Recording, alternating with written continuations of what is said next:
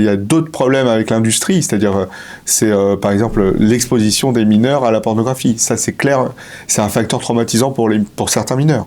Ça, et qui n'est pas forcément lié à l'addiction, c'est-à-dire que voilà, c'est quand même deux sujets très différents. C'est sans lien. C'est sans lien.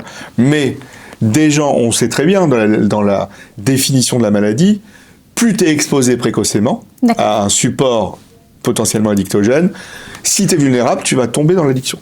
Donc une exposition mineure précoce c'est un risque supplémentaire de développer une addiction. Pour des sujets vulnérables, ça fait partie de ta case dont on parlait au début, développement. Donc ça, c'est assez intéressant parce que c'est pas juste une exposition, ce qui est déjà assez grave, traumatisante, c'est aussi un facteur potentiel de comportement addictif. Chez les gens vulnérables. Chez les gens vulnérables, encore une fois. Donc parce que quand même, tu as une masse de jeunes mineurs qui consomment de la pornographie. Mais qui ne seront pas forcément addicts plus tard. Mais on ne peut pas prédire en fonction de chacun, quoi, donc c'est difficile à dire.